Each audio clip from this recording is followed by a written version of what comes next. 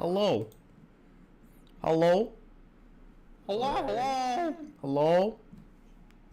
Hello. This is where you say hi back. Yeah, say it back. Come on. My phone just notified me that BJ's streaming. I showed you my greeting. Greet me back. Yeah, say hi back. There we go. How's everyone doing today? You guys ready for more adventure? I think I might be ready for more adventure. What do you think, Brian? I'm on vacation. Well then. Can't believe this man called me from my vacation just to go on an adventure. Who does that? I mean, what are vacations if not adventures? Yeah, away from work. Yeah. Alrighty, so I do want to go ahead and take this time to kind of continue where I left off beforehand, because before the last adventure stream I did, I went over in detail a lot of the information that I had regarding a lot of the enemies and some of the elements of each specific world.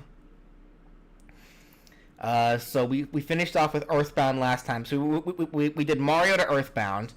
So here we're moving on to F-Zero. Now beforehand, when we got to F-Zero, we didn't really know what to do with it. We figured it would just be some kind of gimmick level or whatever. Turns out there's actually, when you actually do the research and look at the games, there's actually a lot more to work with than you think. And Nintendo were like, wait, there is? Yeah. Yeah. F-Zero has things, believe it or not. It doesn't have games, but it does have things. So the idea of the level, it does take place on a track, like a race to the finish kind of level. A player must run down the track. So it's very much kind of like what it was in Melee, but a lot more fleshed out, and there actually are enemies to deal with this time around. I even got some item ideas. Pull magnets and twist plates. So like pull magnets are actually things on the tracks that kind of pull your machine towards them, like so it can kind of veer you off a little bit. So left pull magnets will pull you towards it, but only if you're to its right, so it'll pull you left, and then opposite for the right pull magnet. And then twist plates, if you step on them, they reverse your controls for a little bit. So for the enemies, when actually looking, so there are some enemies here that I did make that are a bit more original, but they are based off of concepts that we do see in F-Zero. Like, for example, for weak enemies, we have bountied outlaws. A lot of the F-Zero pirates are bounty hunters. So it would make sense that there would be a bunch of, like, goons out there that are sitting here trying to, be goons. It's like, basic mooks. Walk around patrolling the area. When aggressive, they'll shoot at the player with firearms. They can also swing at the player with a punch, and they can't pick up and use items. Very, very generic, kind of just people. Like, they're not really that special. They're just humans. So here's where we kind of get into a bit more of the other stuff. So Dark Soldier. This actually is an existing enemy, but it was introduced in the kind of new F-Zero series, the one that was based off the anime. The anime does have contradicting information compared to the original series, and I do want to stick to the original series if possible, but if possible, if there's information that the anime has that doesn't contradict the original source, the original story of the games, and can add to it, I will take it. And Dark Soldiers do show up in a game. They are there.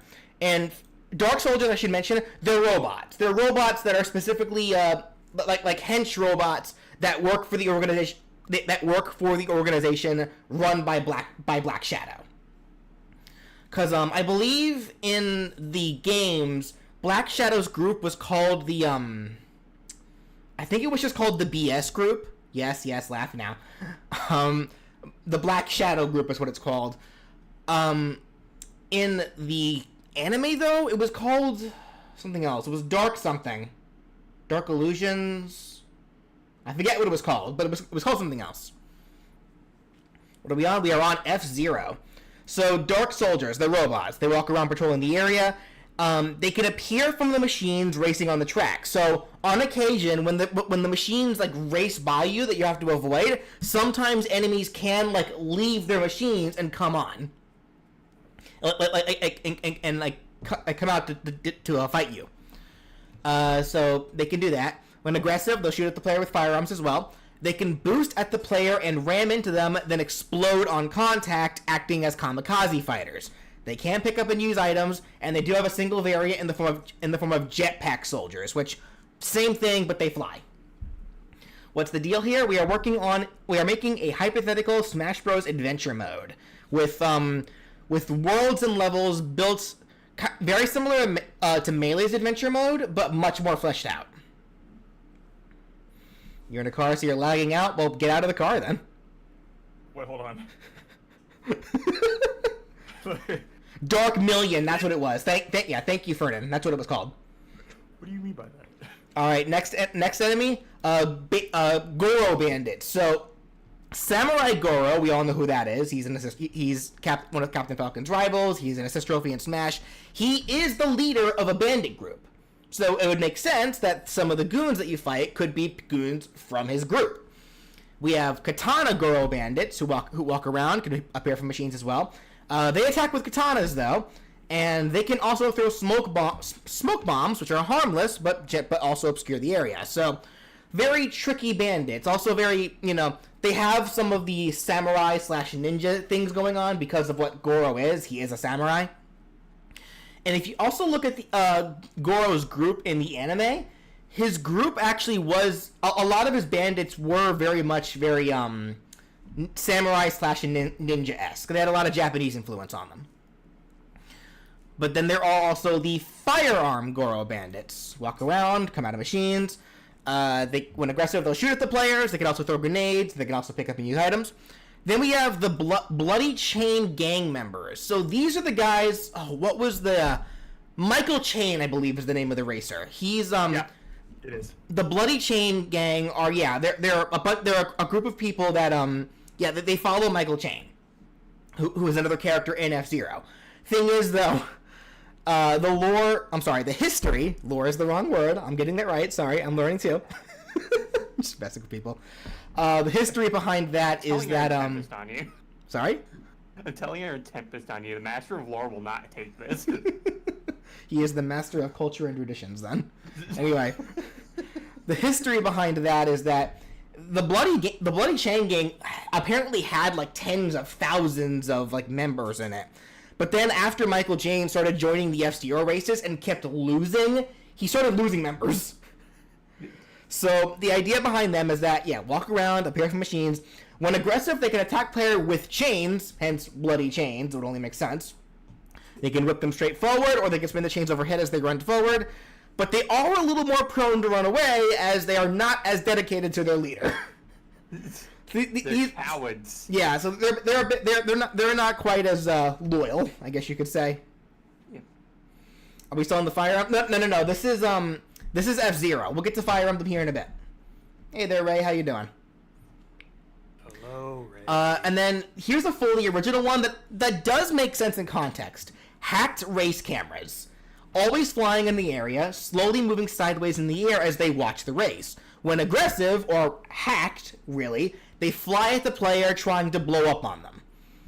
So these are, this is a fully original idea that I came up with, but it makes sense, because when you have like this Grand Prix, like, universally known like racing sport, there's going to be cameras that are flying around, watching it. So the idea that maybe like Dark Million or the BS group or whatever hacks one of the cameras and then tries to sick them on you, just seems like a solid idea. How's my wrist? It's getting there. It's trying. It's trying its best. Like every day, I'm like trying to push it a little more until it gets sore again. Like I was trying to do a little drawing today, but I just couldn't for too long. My wrist just wouldn't let me. It stinks too, because literally it's like, even if I try to like push through the pain, my hand is so shaky when I'm trying to draw, I can't even draw well. So there's no point. All right, so that's all the weak F-Zero enemies. So for the strong ones, we have high bounty outlaws. So these are the much more dangerous outlaws. They walk around patrolling the areas. When aggressive, they shoot at the players with rocket launchers. They attack with knives, swinging them forward violently. They can throw bottled poison that explode on impact, which can poison the player for a limited time.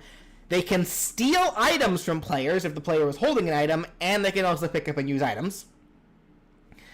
So here's one you guys might be a little more familiar with. Blood Falcon. But there is a lot more anime influence on Blood Falcon. He walks around patrolling the area. He can appear from machines. Initially, he fights like Captain Falcon because he is Captain Falcon's clone. But Blood Falcon does actually have the ability to shapeshift. That was a thing he can do in the anime. Plus, while never explicitly said, because the game was always made the implication that there was only just one Blood Falcon. The anime, there were tons. Like, Black Shadow loved cloning a bunch of Blood Falcons. There was a lot of them, and they did have the ability to shapeshift. So the idea is that here, Blood Falcon enemies here can shapeshift into other enemies or playable characters. So this is another shapeshifting enemy, like the X-Parasites or Ditto. And yeah, they can't pick up and use items. Next we have the BS Soldier, which another fully original idea that I came up with. So this is kind of a much stronger version of the Dark Soldier. So they're larger, bulkier robots that patrol the area, can appear from machines. They attack with a lot more CQC. In general, and when at low health, they'll try to boost towards the player, grab them, and then explode. They are more kamikaze. They are more kamikaze kinds of enemies, but they will try to grab you first. And if they miss the or can't reach you in time, then they'll just explode mid-charge. When KO'd, they also explode, so get away from them after you kill them. And they can also pick up and use items, and they are outright immune to flinching. Yes, these are babysitter soldiers. Thank you. And then for the last strong enemy, I have Elite Goro Bandits, which is another kind of original idea. They walk around patrolling the area. They can appear from machines on the track. They're very nimble and jump quite often. When they're aggressive, they'll attack the player with naginatas, those like spear kind of things, which they can stab at the player or swing at them with it. They can pole vault off their naginatas to fly with a kick. They can dash at the player to steal items from them. They can pick up and use items, and they can also not be grabbed. What did I think of the Stitch versus Rocket death battle? It was fun. Hey Brian, you want to hear something funny? Yeah. I just started this match in Pokemon Showdown. Yeah. I sublet into Skeledirge against someone's Mega Tyranitar. they tried dragon dancing on me and stone edging me after I terrestrialized in the fairy type. They couldn't do anything and they forfeited. They don't know what unaware does. They're Ugh. unaware. Also, speaking of unaware, I forgot to turn on the music. Sorry about that, guys. How about I react if Thrall got into Smash? I don't know who Thrall is, so I couldn't tell you. Skeledirge is something, I tell you what. Alright. We do have a single obstacle enemy so far with F-Zero, and that's rogue machines, which are just machines that are racing on the track that will try to slow down and have their the pilots riding them will try to shoot at you, and enemies can also appear from these machines as well in general. Mini bosses. First up is Samurai Goro himself as a start. A bulky but deceptively quick character, though his attacks do tend to leave him vulnerable. For his attacks, he fights with a katana and doing single swings or combines his attacks for combos, which he can swing his katana diagonally, thrust it for a stab, or sweep his katana vertically. He can charge across the screen while he can charge across the stage wildly while swinging his katana, so very much like what you see in the assist trophy, which will drag players along with it, and he'll turn if he reaches the side of the arena. He can jump into the air, then crash down while stabbing his katana into the ground, and if players are hit by this, they will be stabbed into the ground, and then Goro will kick them away. He can hold a counter stance for a brief moment, which, if attacked with a melee attack during this, he will retaliate. So it's a mini boss with a counter. but if you shoot him with a projectile or items while he's in the stance, it won't knock him out of it, but you will still deal damage to him. So when he's in this counter stance, just shoot him. He can call Goro bandits to the stage. He can and for his most powerful attack, he can call in his machine, the Fire Stingray, hop in, then spin around wildly in the arena. But here's a funny little twist to this. If the player can deal enough damage to the Fire Stingray in one sitting before Goro exits it, it will crash, depleting all of Goro's health and ending the battle immediately. So there is a way to end the battle quickly if you can do enough damage to the Fire Stingray specifically. So now for the other mini boss, it's Zoda. This one I'm not sure if you guys are as familiar with. He's kind of that tall, lanky looking like purple dude. And in the anime, he actually was like a major villain. Like he was considered the the main enemy to the show's like protagonist, whose name I keep forgetting. I know who you're talking about. Black Shadow? No. The show's main protagonist. Yeah, I think his Japanese name was Ryusaki. Something like that, yeah. For Zoda, though, he's a quick and nimble character, but he doesn't have a lot of health. So very much reflecting on his machine, which is kind of like what it was for Samurai Goro, though, too. Because Goro's machine, the Fire Stingray, had a lot of health on it. It just wasn't very fast. The Zoda's machine, which is called the Death Anchor, is a very fast machine, and it's very nimble, but it has like no health. It can be destroyed so easily. Excuse me. So he's one of the few mini bosses who is susceptible to flinching, but only from stronger attacks, and he likes to dodge rolling around. He's very hard to catch. For his attacks, he's also a very dirty fighter. He can attack with a chop to vital points, which weakens the player's damage output if it lands, and he can grab the player, and if he does, he knees them in the gut, which launches them forward. He can shoot at the player with his one-handed firearm. He can pull out a radio, and then suddenly a crosshair will appear on the screen following the player, then soon shoots after, showing that Zoda called a sniper on you, which could very possibly be Pico, who is that green alien dude who is actually a hitman. And Zoda can also call this machine the Death Anchor and race it back and forth on the arena, attempting to crash into the player. He'll stop automatically if he misses 5 times or hits you twice, but if the player is able to strike the Death Anchor while it passes by with a smash attack specifically, which is extremely hard to do, it will cause the machine to fly off the track and crash, instantly ending the battle. Alright, so then the world boss is, of course, Black Shadow, or specifically, the Black Bull. So, here's the idea of this fight. This fight takes place on a series of high-speed platforms that fly alongside the Black Bull as it races down the track.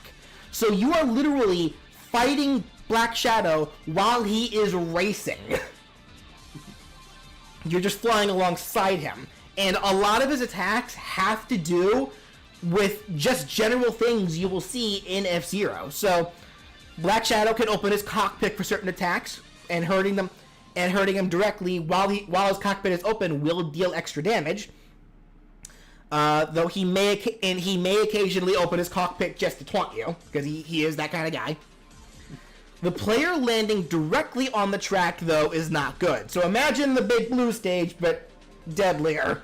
Landing in front of the Black Bull will cause it to run into you, which deals a lot of damage, though landing behind the Black Hole can cause you to be off-screen. Where are we? We are on F-Zero. It's really...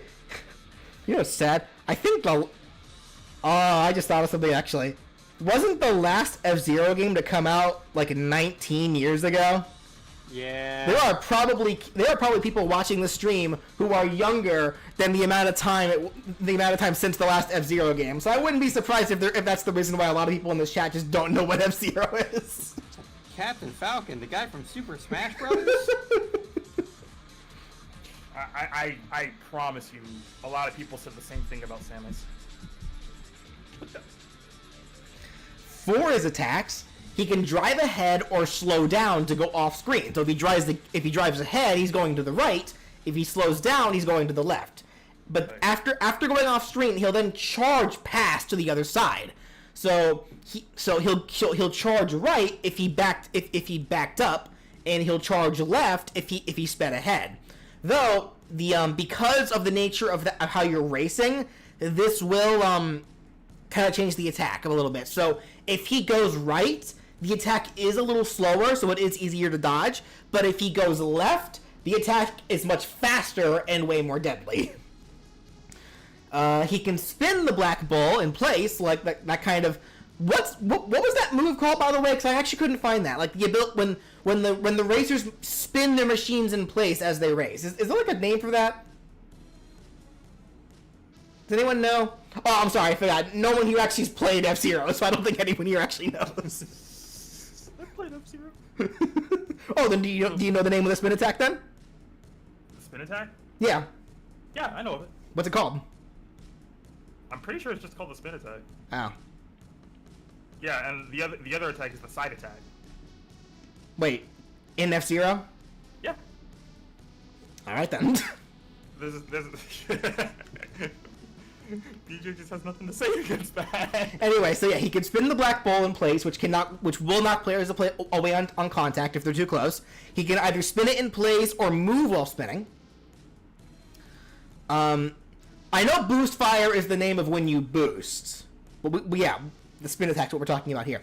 Anyway, while racing down the track, the Black Bull may hit a ramp, causing it to fly in the air, then come crashing down, hurting the player if they were under it. And this also destroys platforms that were under it. So, the idea of these platforms that you have to kind of stand on while fighting the Black Bull, yeah, they're speeding across, and I kind of also imagine them as kind of these kind of like light platforms. So they're easily destroyed by the Black Bull, but new ones will spawn as you go. Dylan, I promise you it's not called Boost Fire. You're referring to the anime, and I know you're referring to the anime, but if you're like me, who actually read the manuals of F-Zero games, specifically F-Zero X, it's called the spin attack and side attack respectively. In which case, he can open the cockpit and throw timed bombs onto the platforms, which will destroy them. He can either aim for the platform that you're currently standing on, or for multiple platforms at once to limit where you can stand, though new platforms will fly in shortly after once they're destroyed. Okay, so BJ, I found the name of that move. Someone in the chat already mentioned it too. It is in fact called the Boost Fire, where he spins like a Beyblade. That's the anime. Like I said, you're referring to the anime, not the games. To be fair, I did just say earlier that I was mixing some elements of the anime into this, so long as it didn't clash with the original game.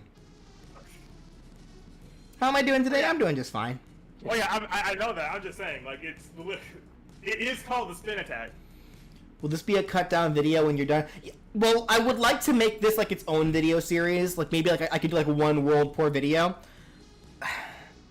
I do kind of want to wait for my hand to get better though, because something I do want to do, and I'm gonna hate myself for it, is draw every single individual enemy and boss and item and probably try to map out the levels best I can.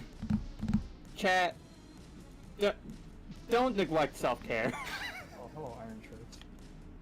So, I do not practice self-care, just so everyone knows. He does not. I like to draw, I'm sorry. And I'm going to, because here's the thing, a lot of these enemies don't have official renders. Some of them I'm making are original, so I'm going to have to draw them anyway. And at that point, it's like, well, why don't I just draw them all so there's a consistent art style and it looks good? Sorry, I like quality in my videos. Think of your hands. My hands don't think of me, why should I? It's called sign language. They speak to you.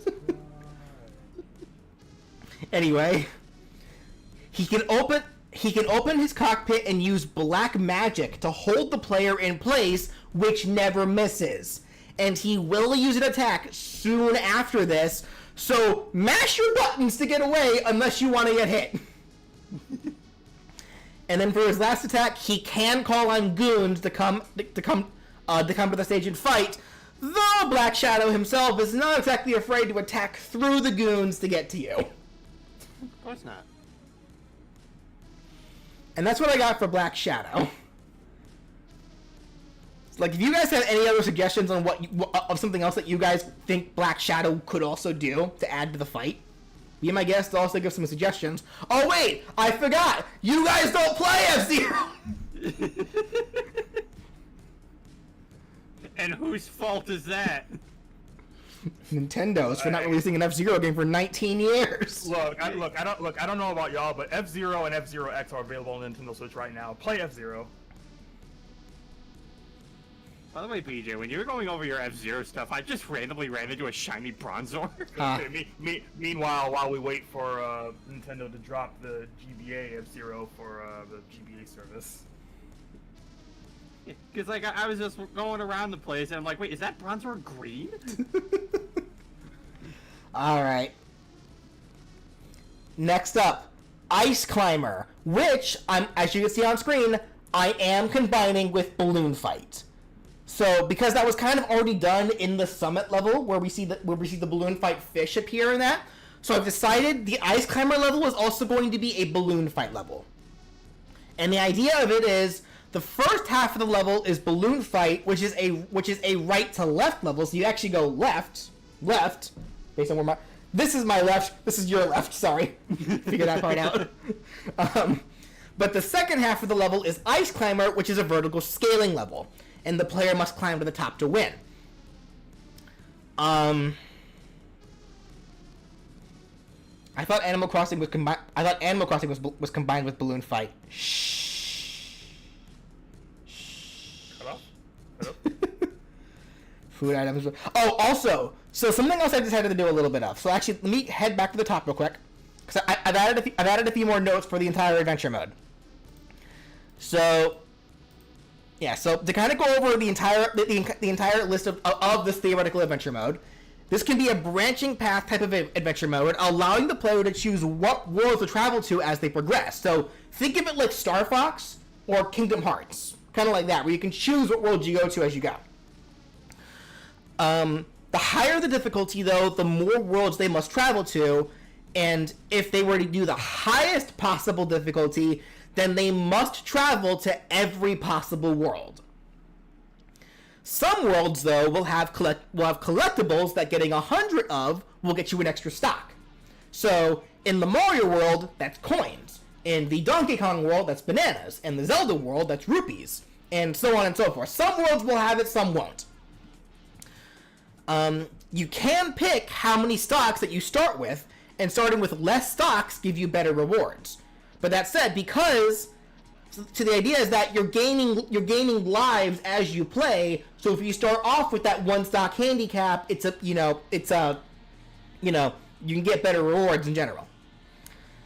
When you pick a character, you can choose to go in either as one character or multiple characters up to the number of stocks that you choose to go in with. The worlds will also have their own set of food items. So, with Ice Climber specifically, the food items that appear there are going to be the Ice Climber vegetables, or things like that. I know I have other examples in general, like, for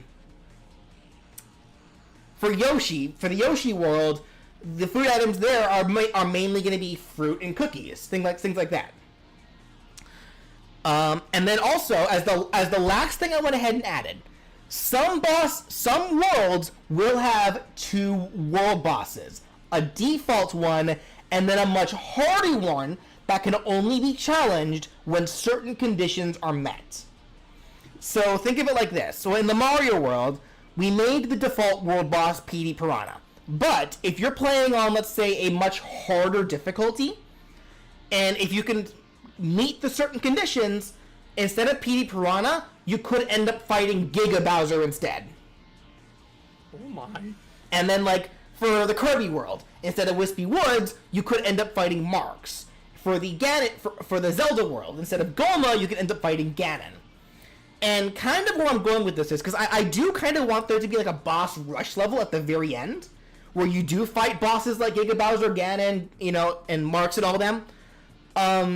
But I think a fun idea would be that if you fight those bosses early on, like if you replace their default bosses with like the harder boss and take care of them now, you don't have to fight them later in the boss rush. So I think that'd be a fun idea. Yeah, so it's basically like, oh, did you miss these guys? Well, no, you didn't fight them. Yeah. Oh, actually, I should go over that, actually, because someone actually got brought up, because last stream we talked about the idea of the Donkey Kong world, that world boss being the Blast-O-Matic itself. I did go back and build that boss. So here's how it works. This is a 2-phase boss fight. For phase 1, you have to travel through the inner caverns of the Blast-O-Matic and make your way to the top. So it's another kind of platformer level that to make your way to the boss, kind of like what I did for Mother Brain. But for this one though, this whole section is timed, and once time runs out, you'll automatically be sent to phase 2, though you can start phase 2 sooner by reaching the end of the caverns where the laser is. While you travel though, you can destroy various parts of the machine, and doing this will actually weaken or even remove attacks from the phase 2 fight.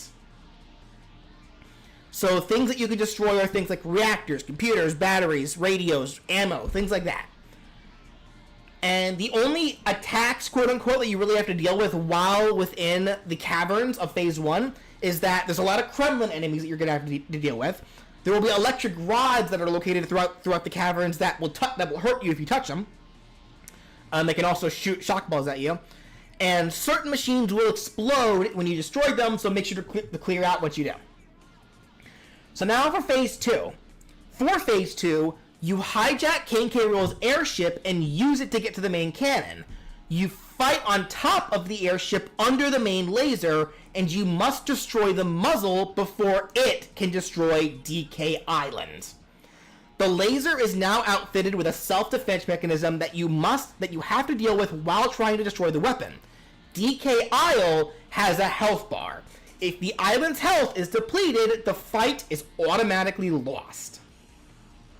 Well, so the idea of this whole boss fight, destroy the Blast-O-Matic from the inside the best you can, because the more you destroy, the easier the fight becomes.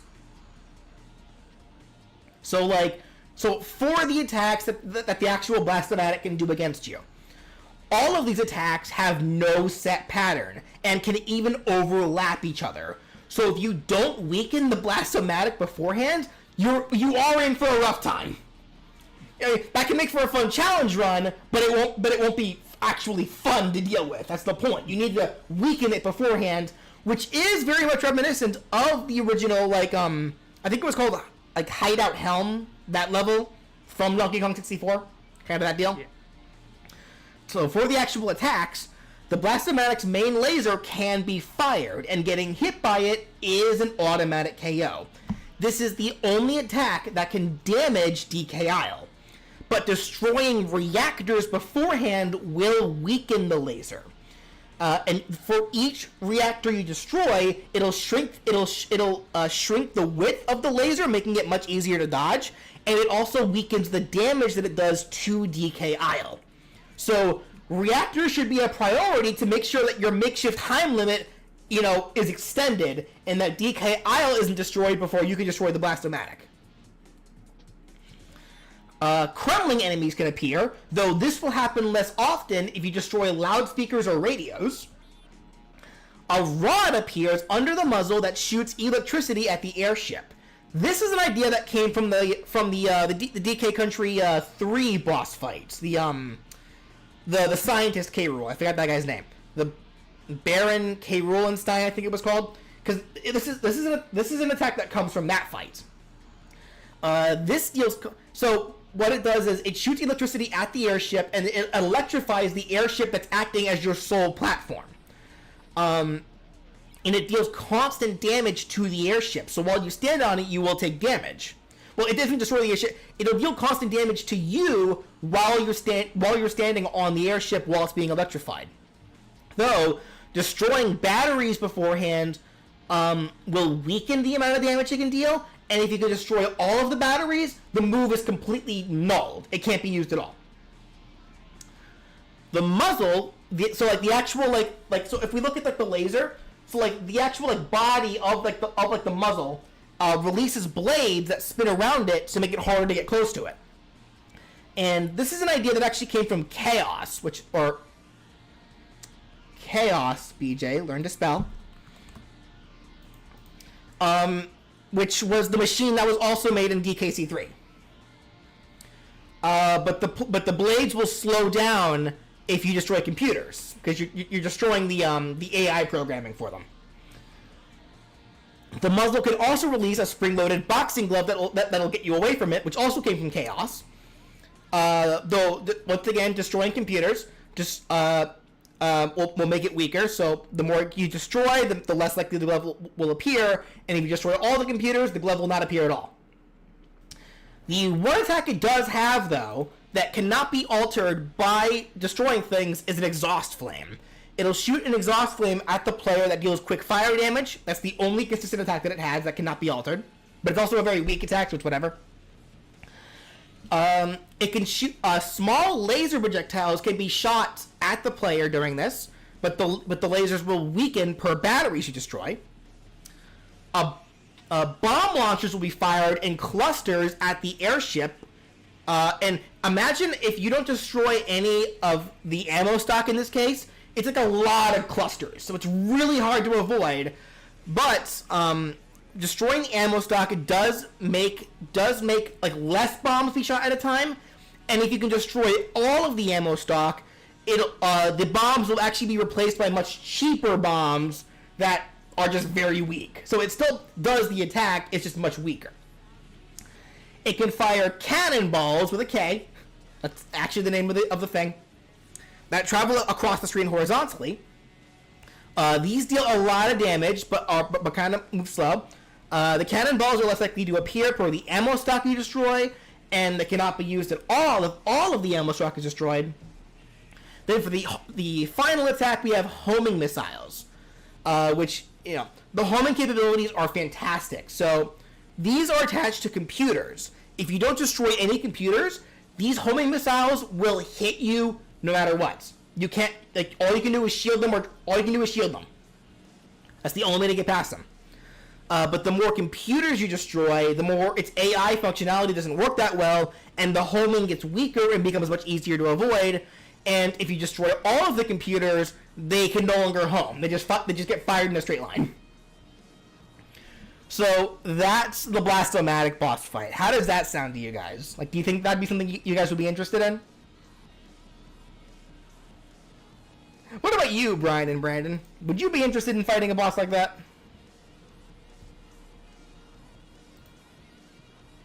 Or I guess Brian, because Brandon left.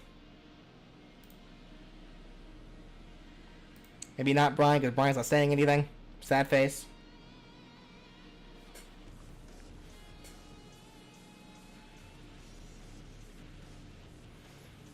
Ghastly King from Jungle Beat? Nah. No. Nope. He's lame. Where would the DK world be placed in? It's on DK Isle. Specifically. So it'd be like a jungle area plus mining caves. Say it again, I wasn't listening. You can go back and watch it later.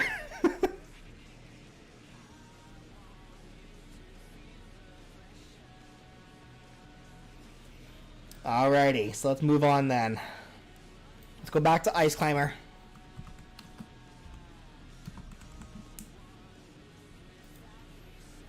Alright, so with Ice Climber, only item I can really think of so far are the flippers, which are actually items in Smash, so we'll have to come back to that. For the enemies. So first off, we have the Toppies, which we've seen in Smash already. They're the little furry Yeti dudes. They walk forward, they turn around at walls and ledges. If it finds a hole in the ice, it pulls out an ice block to fill it up. When aggressive, it can pull out an ice block and kick it forward. These ice blocks slide forward a set distance and they will ricochet off walls. If attacked but are not KO'd, they will run away, so they are quick to run. They take more damage from fire attacks, and they only show up in snowy areas. And this is actually something I need to go back and do. I would like to make up, like, a, well, actually, I don't even need to do this. That's fine. Alright. Nitpicker.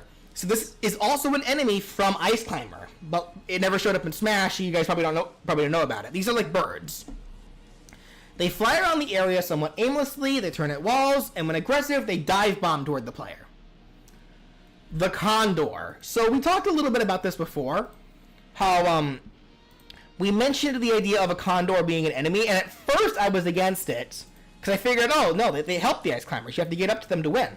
But then I actually researched and found out, oh wait a minute, no, the Condors are actually the reason why the Ice Climbers are on the mountain. The Condors stole all the vegetables, and that's why the Ice Climbers are up there. They're trying to get all the vegetables back. So the Condors actually are bad.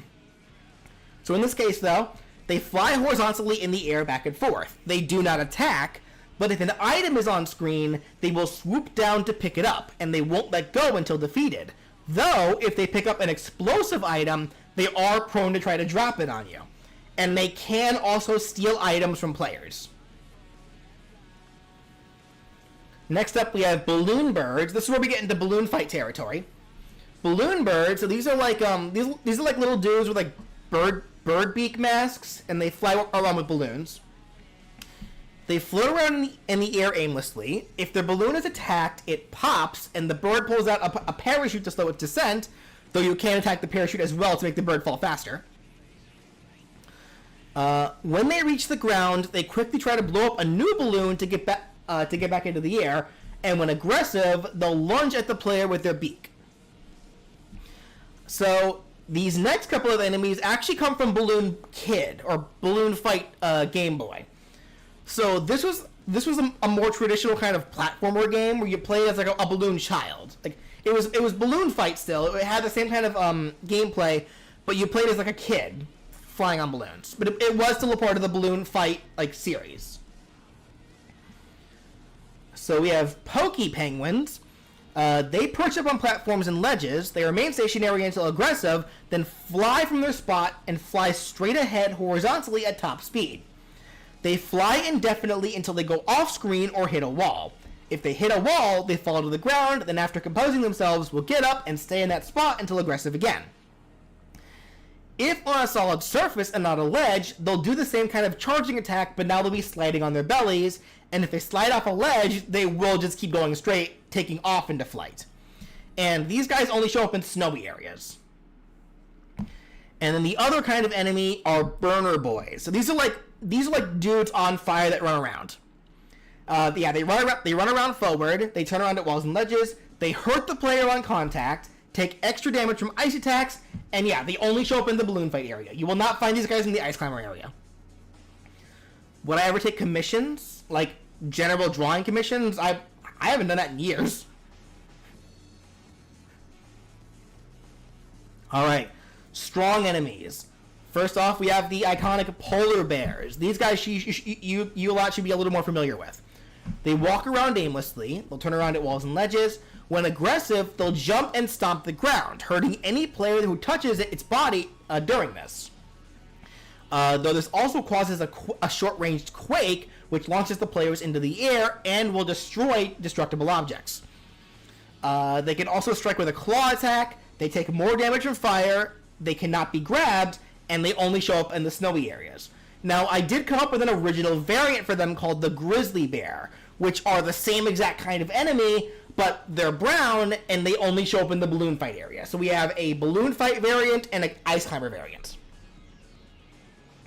Next is Wonka the Walrus. So these guys... Oh, I actually realized I did not come up with a fourth enemy. I'll have to go back and do that later. My bad. Wonka the Walrus. These come from Balloon Kid. They slide forward on the ground, will turn at walls and ledges, and when aggressive, they start charging at the player.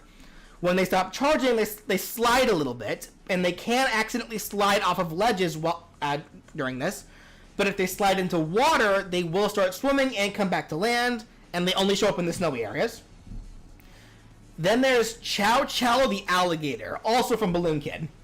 They crawl on the ground forward, turn at walls and ledges. When aggressive, they charge towards the player while chopping their jaw over and over. If you're hit by their bite, they will be caught, and Chow Chow will start shaking them. They'll death grip them, dealing damage until the player can escape. They can swim, so if they end up in water, they can't get out. And these guys only show up in the balloon fight areas.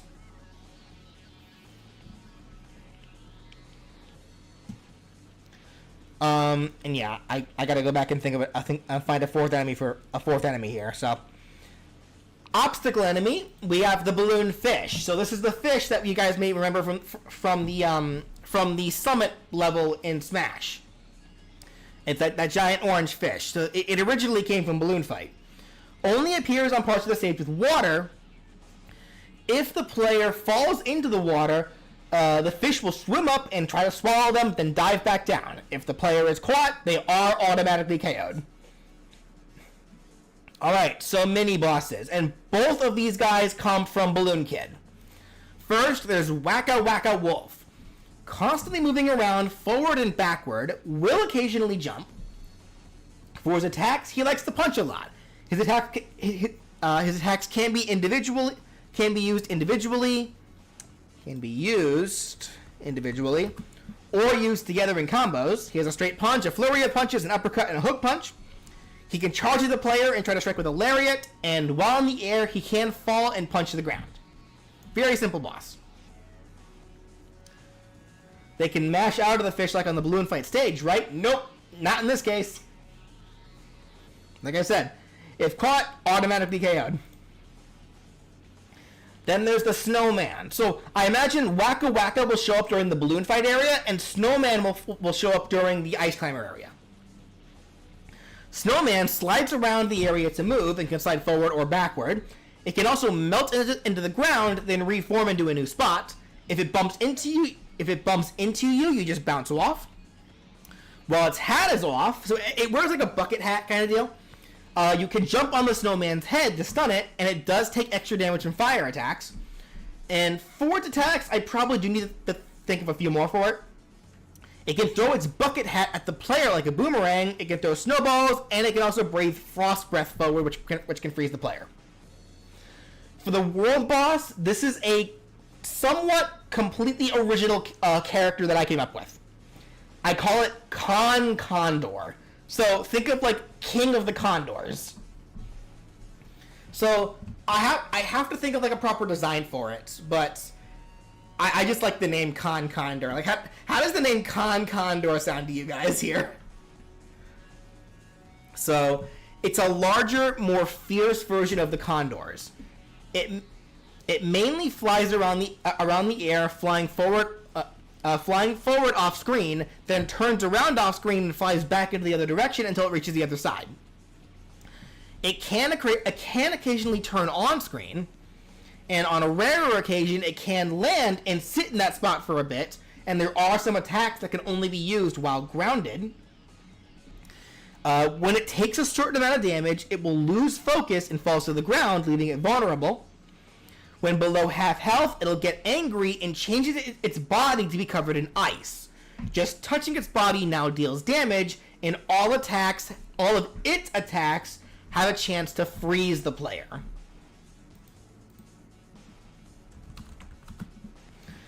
For Condor's attacks, it can swoop down in the air, sweeping the ground with its talons and flying back up. It can attack with its talons, scratching down, which will meteor smash the player. It can do a powerful peck attack, and it mainly does this if the player is too close. While flying, it'll aim down, and while grounded, it'll just aim towards the player. It can breathe in and then blow out a large blast of froth from its mouth. If in the air, it'll blow the frost diagonally downward. If on the ground, it just blows the frost forward. But the attack can be cancelled while Condor breathes in, because it will lose its breath and take slightly extra damage if the player can hit its stomach with a strong enough attack while it breathes in. While grounded, it can start flapping its wings so hard that it blows everything away from it. And while this happens, random hazards and helpless enemies will fly across the screen. Items can also fly across the screen too. And when it's angry in like that ice form, the wind it blows is now frigid, which will automatically deal small damage to the player. So you can't avoid that damage. And while it's in the air, it can start circling the sky very quickly and create a tornado. This tornado will pull players towards it, but it can be resisted by running away. If pulled in, the player takes damage as they're spun around inside of it, then launched upward. And while it's angry, the tornado now becomes frigid, so it deals more damage, and it's guaranteed to freeze the player if they're caught in it. So in terms of like an original idea as like an ice climber boss, like how does that sound to you guys? Even though it's not really fully original, it's kind of it's based on the condors, but like a kind of like a big boss condor kind of deal, like a king condor, a condor, if you will.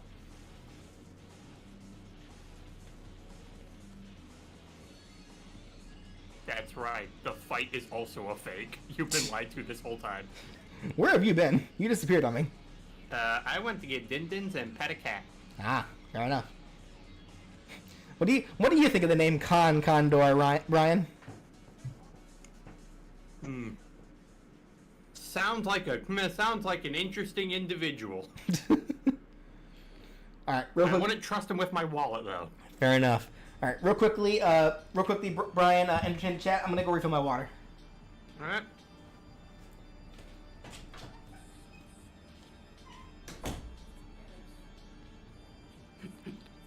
Joke's on him. I don't have to entertain anyone. I'm my own person. So how you guys doing, chat? Any interesting things happen to you people? I found a shiny bronze sword.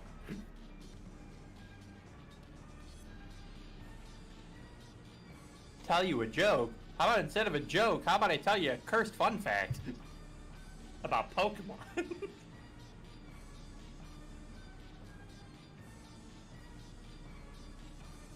Have I played Sunset Overdrive? Nope.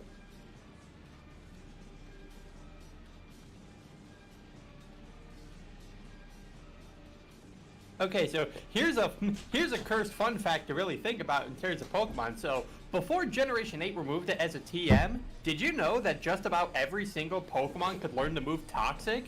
That implies every single Pokemon is capable of producing their own toxic waste.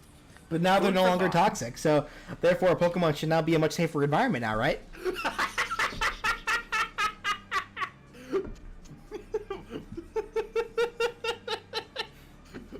And he's back! Alright, Fire Emblem. A left to right level, you travel through many different locations, mainly plains, passing through a few villages and forests along the way, ends in a short castle segment.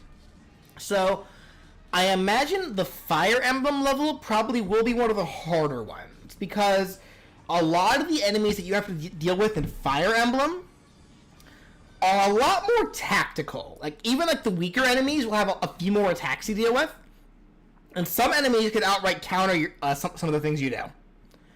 So, all of the enemies in this are pretty much units, like common enemy units that we see in Fire Emblem.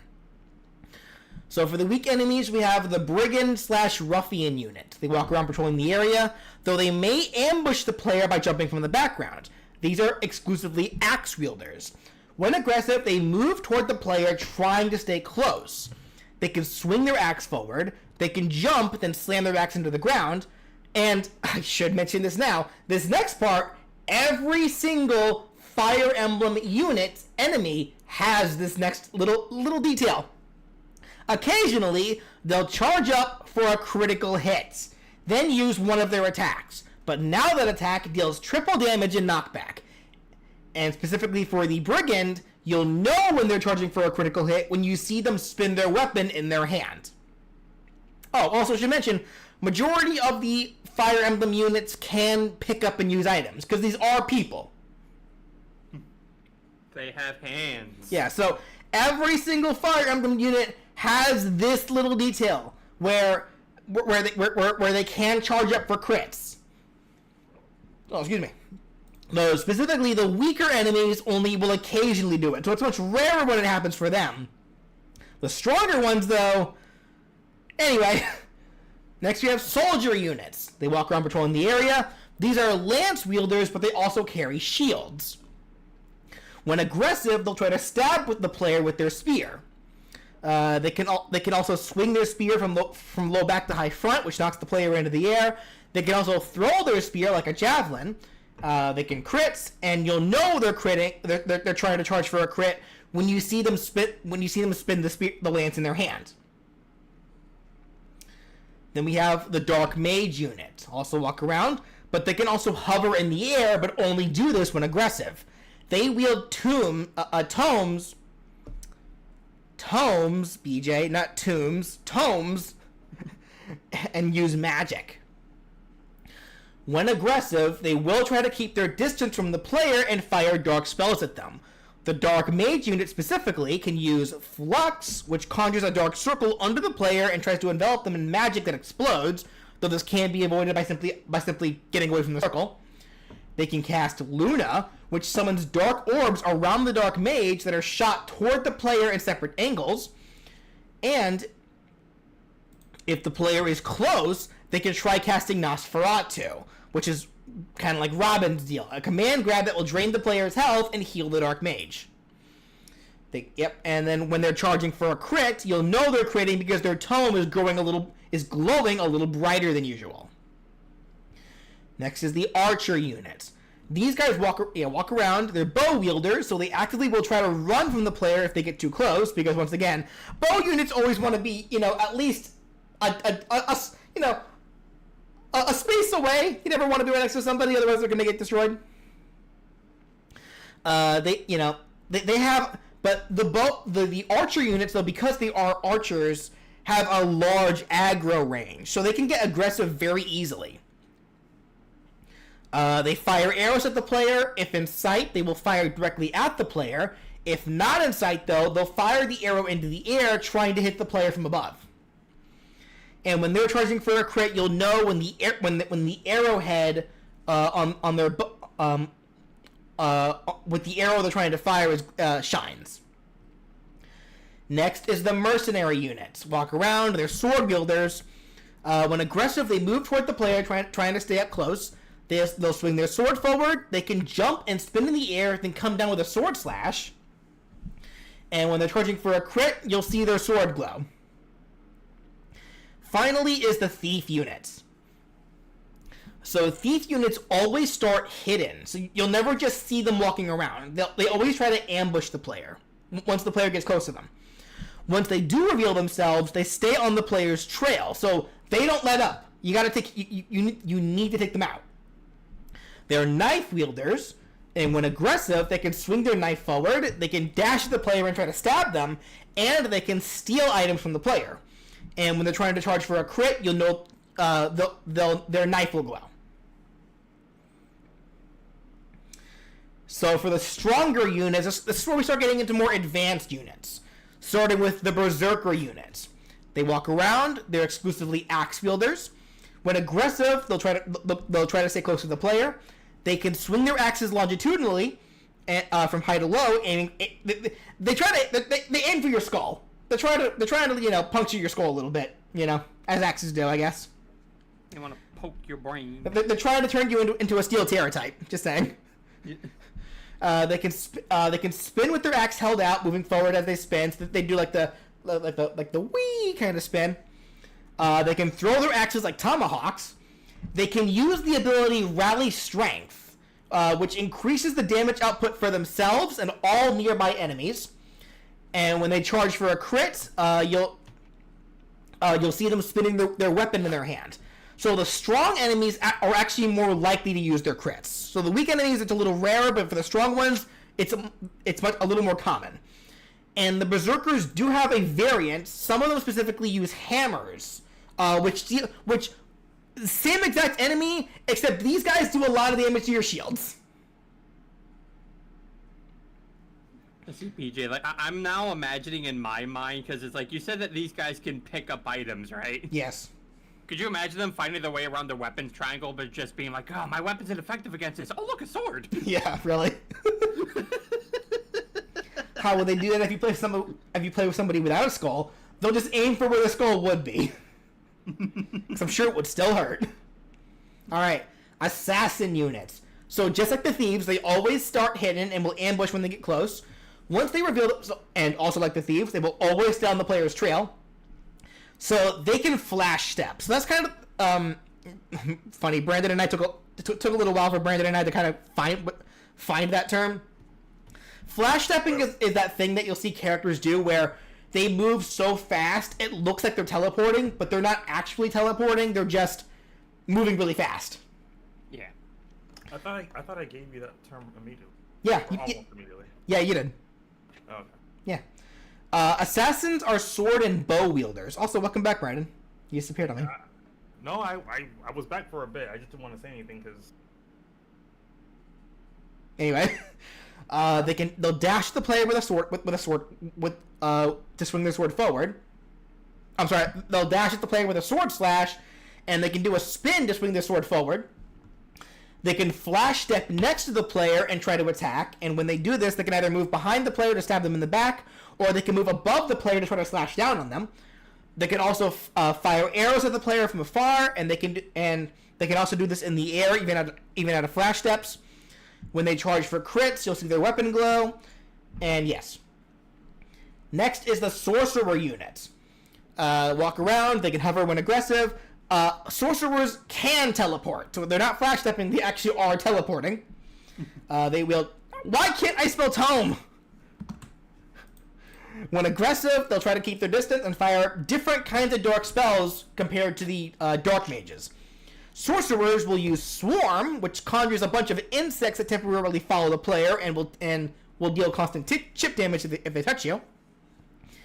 They can use Fenrir, where flames surround the player's spot at one time, like all at once. Or how it works is that they cast the spell and flames will start appearing around your character. One flame will appear at a time, kind of like a clock. And once they all appear, they all converge into the center. Because of how that works, you'll have to either dodge it with perfect timing as soon as they converge, or just shield it. And then finally, they can cast Ruin, which, after a bit of startup, will cause a dark explosion in the player's location. So once you see it kind of revving up, get out of that spot. And Ruin specifically has a much higher chance to be critical than normal, so don't let them explode you. At low health, the skill Vengeance activates, and their attacks deal more damage. So the sorcerer actually will become more dangerous the more the weaker it is. And for crits, you'll know they're about to crit when you see their tome glowing. And for the final strong unit, we have Dark Flyers. So these are the Pegasus Knights that ride the Black Pegasus. They fly around the area. They wield lances and tomes. When aggressive, they'll stab toward the player with their lance. They can do a flurry stab. They can dash forward with a swoop while stabbing their lance forward. They can spin in circles in the air, spinning their lance outward with each pass. They can use the Miasma spell, which shoots a dark orb at the player, which deals a lot of damage but little knockback. They can also use Wind, which blows a strong gust at the player, launching them and dealing a little damage. So, Miasma, strong but little knockback. Wind, weak but strong knockback. They can use the Rally Movement skill, which increases the movement speed of themselves and all nearby enemies. Dark Flyers in general cannot be grabbed, but they will be instantly KO'd if you shoot them with slash property projectiles. In other words, arrows. So Link, Pit, Byleth, if any of them can shoot, if you have a slash based projectile, that will instantly KO a Dark Flyer. And you'll know when they're charging for a critical hit when you see them spinning their lance in their weapon, spinning their lance in their hand, or when their tongue glows. And they're immune to flinching from weaker attacks. organize this a little better. Just for my own sanity.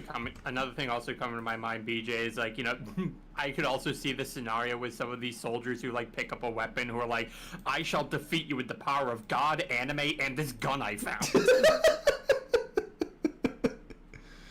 I mean, to be fair, BJ, tomes can be used as tomes. Just use every magic use of it to defeat the enemy. Yeah, fair enough. Just bury them with the tomes. All right, mini bosses. First is the general unit. Generals are like these are like the guys with like the big armor. Like they're slow moving but very sturdy. Their fastest method of movement are short leaps. If I can spell, which can be done forward or backward. They fight with spears and tomahawks and also a very large shield. They have an animation when switching weapons, which is kind of slow, so this is a good opportunity to attack. While standing or walking, they block all attacks from the front with their shield. They also take reduced damage from all attacks, all except for energy, magic, and elemental-based attacks. They take extra damage from those. Though, they are immune to... But they are also outright immune to weak projectiles that aren't the aforementioned energy, magic, or element moves. Chat froze, it does that. Don't worry about it. And when they're charging up for a crit, you'll know they're doing so when you see them readying their weapon and it starts to shine. So this is kind of the first deal where you got to be kind of tactical. So if you're playing as characters that don't really have a good means of dealing with this guy, you may be in for a rougher time. For their attacks, they can stab their spear straight forward. They can swing their spear longitudinally from high to low, hitting the ground. They can swing their axe laterally. They can throw their spear at the player. It's quick but thin. They can throw their tomahawk at the player. It's wide as it spins, but it's also kind of slow, and it boomerangs back to the general. It can use the shove skill with their shield to push the foe away, and this also deals minor damage, and it can also use this while doing while charging to ram into the player. It can use rally defense to lower the amount of damage that they and all nearby enemies take from the player's attacks for a limited time. Oh, and yeah, they can also call on backup. So, they are generals. For the other mini-boss, we have the Wyvern Lord. These guys fly around in the air on the back of a large wyvern, but will land for certain attacks. They use lances and axes. They take extra damage from projectiles with a slashing effect. So, again, just like with the Pegasus, the Dark Flyer, you can't do more damage to them with arrow-like projectiles generally, but you can't insta-kill them. They just take extra damage from that. And when they're charging up, for a crit, you'll know they're doing so when you see them spinning their weapon in their hand. But at lower health, they can activate the Quick Burn skill, which increases the chances of it using critical hits. So at lower health, it'll crit more often. So the generals are using Pavise? Yeah, pretty much. For the Wyvern Lord's attacks, they can land to stab their spear forward, then take back off. They can do a looping backflip while swinging their lance from low to high. They can throw their lance like a javelin. They can dash forward while swinging their axe laterally. They can fly low, dragging their axe across the ground, then swing it up at the end of their path, or when close to the player. And they also may start with a small aerial flip first before starting this attack to fake the player out. The Wyvern can land and swing its tail across the ground, and the Wyvern can also smash the ground, trying to pin the player to the ground. If it does pin the player to the ground, the rider will stab down at the player with their lance. They will unpin you eventually, but you can escape sooner by mashing buttons. So don't let them do that. So for the world boss, Medeus the Shadow Dragon. So this was Marth's final boss, the very, very first final boss of the general game. This is a 2-phase boss fight. In phase 1, he's a massive earth dragon that sits stationary in one spot and will only move when he uses certain attacks. He takes less damage from all attacks in general. After you defeat him, he resurrects and he resurrects, activating phase 2. But for the phase 1 fight, for his attacks, he can lunge his head at the player and try to bite them with his giant fang. Some of these attacks actually do come from Tokyo Mirage Sessions, because Medeus was the final boss in that game as well. Spoilers. Sorry. He can stab his tail into the ground, causing it to stab up from under the player's feet. He can reach one of his claws out and slam the ground. He can stomp his foot on the ground, causing rocks to stab up from the ground in front of where he stomped. He can use his dark breath.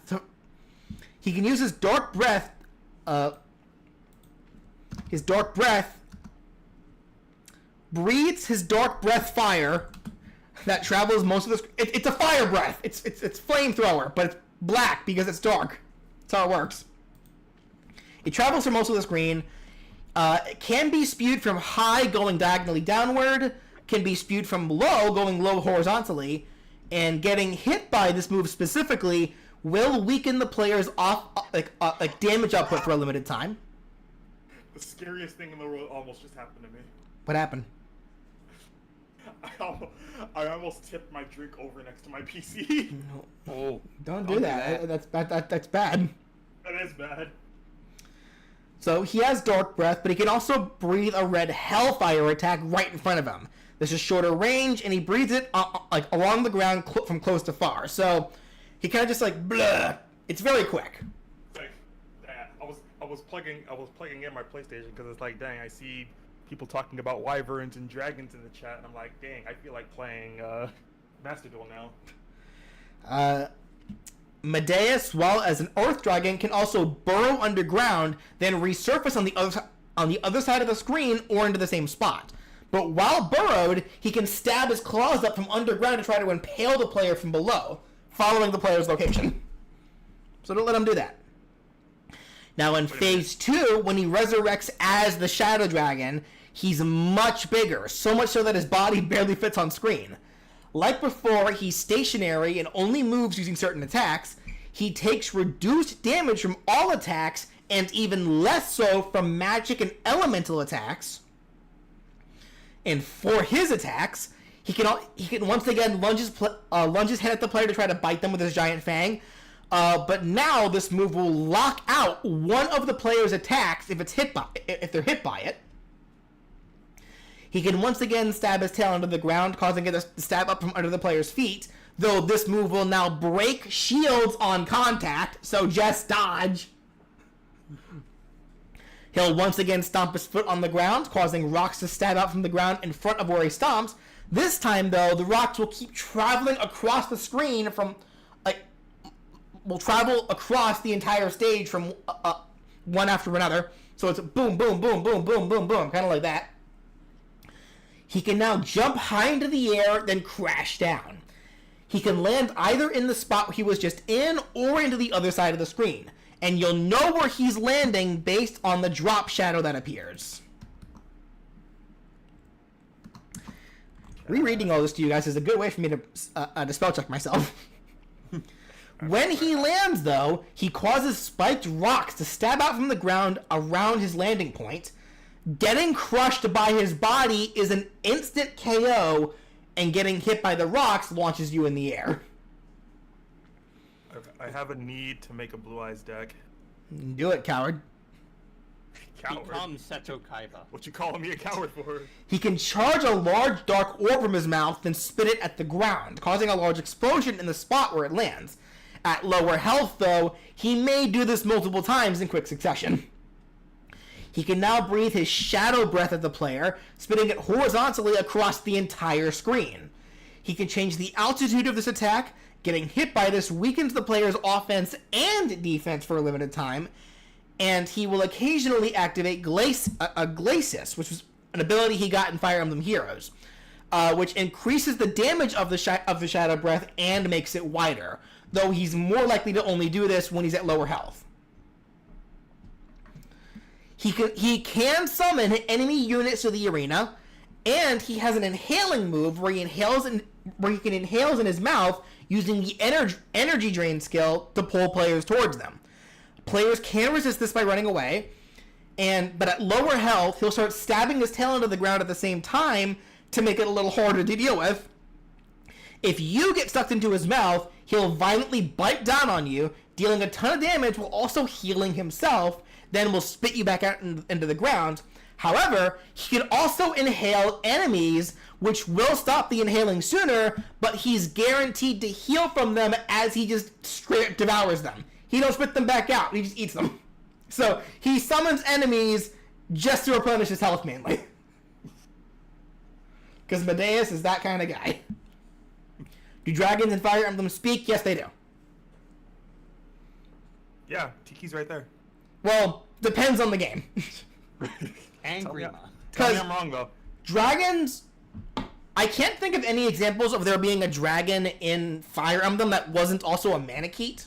So they have like human forms and then dragon forms. Manaketes generally can talk in their dragon forms as well.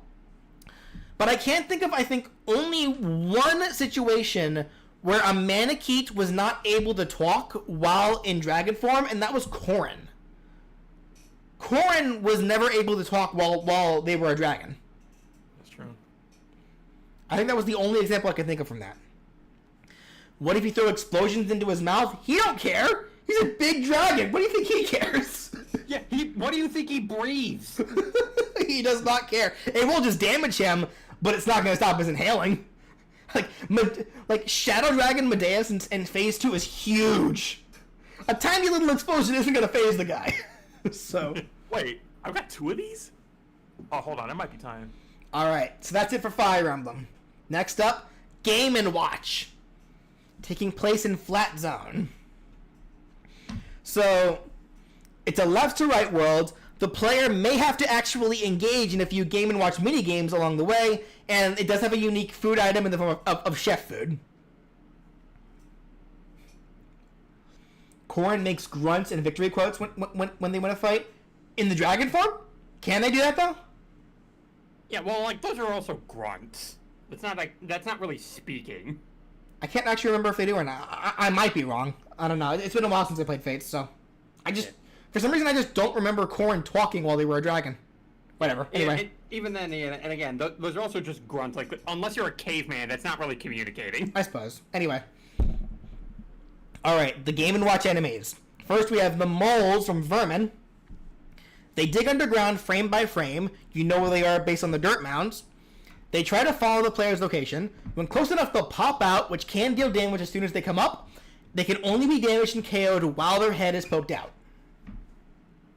Next are cats with forks, which come from Chef. Random baskets or other such objects will be littered throughout city areas. When the player gets close, the cat will poke its head out and then try to stab the player with a fork. If they stab you while you're holding an item, they will steal the item, and then it's gone forever once they retreat back into the basket. So they're jerks. Oh. The cat can only be damaged and KO'd while it's sticking out. How do they do that? It's not theirs. I might actually be able to do this. Spear Bugs from Donkey Kong 3 flies around the area frame by frame. When aggressive, it chases after the player and tries to stab them with its spear. Crabs from Gold Cliff. They crawl along the ground frame by frame. When aggressive, they chase the player and will try to stay underneath them at all times, and they constantly snap their claws, so just touching them will deal damage. Iron Birds from Climber. They always fly straight forward in the air frame by frame until off screen. They will turn at walls, and just touching these guys deal damage. Ghosts from Zelda. Float around the air frame by frame. When aggressive, they will try to get on the player's horizontal level and then spit spears at them. After spitting a spear, they will try to run off. They're hit and runners. They're jerks like that. When attacked, they get scared and try to hide, and they cannot be grabbed. For strong enemies, we have lions. They walk around frame by frame patrolling the area. When aggressive, they chase the player. They can climb up walls while aggressive, so don't think you can get away that easily from them. They can try to bite the player or attack with a claw swipe. If you use an attack toward them, though, but not actually hit them, they get deterred and will back off for a bit. So kind of back to how the Lion game works, where when you're in front of them with the chair, they will try to they will back off a little bit. They are also immune to flinching from weaker attacks. Next are sharks from Parachute or Lifeboat. They swim around in water frame by frame, can either be hiding underwater or skimming the surface with their dorsal fin sticking out. If the player lands in the water, the shark will charge at them, so looking like Snacker out here. They can bite the player, they can try to grab the player in their mouth and pull them underwater, which, oof. They cannot be grabbed, and they're also immune to flinching from weaker attacks. So these are defeatable enemies, but they are incredibly deadly to deal with. Next is the bomb thrower, so like the goon trying to rob the bank from Safe Buster. He walks around side by side, frame by frame, hangs out in higher elevations. He can climb on walls. He can climb on ladders. When aggressive, they drop bombs that fall frame by frame. The bombs explode on contact. If the player reaches their elevation, they try to run off, and they can pick up and use items. Then there's the Goblin. They walk around patrolling the areas frame by frame. When aggressive, they try to stab the player with its short spear. They can also throw their spear horizontally. They can pick up and use items, and they're also immune to flinching from weaker attacks. Stay hydrated, folks. Of course, always. Never forget. For an obstacle enemy, we have the Blockmen from Climber. They walk on platforms frame by frame. When they reach a ledge, they use their own body to extend the reach of the ledge, disappearing in the process. This could block certain paths if the player isn't fast enough, so you could be locked out of certain areas if you let them do this. But just touching the Blockmen while it's still a Blockman will deal damage. Mini bosses. First is Dragalo from Climber. So this is like a little dragon dude. Likes to sit on elevated platforms and attack from below. They can jump frame by frame between platforms. For their attacks, they can spit a fireball toward the player that travels frame by frame. They can swipe at the player with a claw attack. While jumping between platforms, they may swing down with its claws mid-jump, and which can meteor smash you. They can roar, making the alarm sound, and this will push the player away. They can smash the platform they're sitting on, which can cause debris to fall down from it, and the stomp can hurt the player if they're too close, and they can also call Iron birds to fly around. Next mini boss is Oriam Repus, if that's how you say that. It's Super Mario backwards, but that is the name of this enemy from Balloon Fight, the Game & Watch Balloon Fight game. He's kind of like a he's like a fish creature, like an anthropomorphic fish creature kind of deal. Imagine like a classic Zora, like before Ocarina. Fights in an area with a lot of water and some platforms. He can land on the platforms, but more often than not, it's jumping in and out of the water. Often swims back and forth in the water. He can swim on the surface or underwater. He can kick his feet into the air to flutter, keeping him airborne for a little bit. He cannot be attacked while underwater. When his health goes below... When his health goes below half, he sets off an alarm which attracts sharks that will start swimming around in the water below. So, oof. For his attacks, he doesn't actually have that many. While jumping out of the water, he can spit spike-covered sparks that forward horizontally, so they're just spike balls.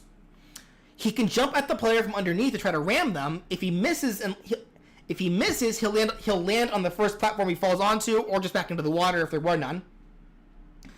While on a platform, he may try to kick the player, and he can jump onto a shark and start surfing on it. And while surfing the shark, he can leap it out of the water to try to chomp onto the player as it flies through the air. Thank you for the $5, Isaac Smith. Have I played Pikmin 4? And what do I think of it? I'm in the middle of playing it, and yes, I love it. It is such a great game. It's a longer game than I thought it was going to be, but it is a great game. Y'all are making me jealous on purpose, aren't you? So that's it. No Pikmin 4 spoilers in the chat, please. That will be insta-bans. Then for the world boss, we have Octopus from the game Octopus. Creative name. This fight takes place underwater.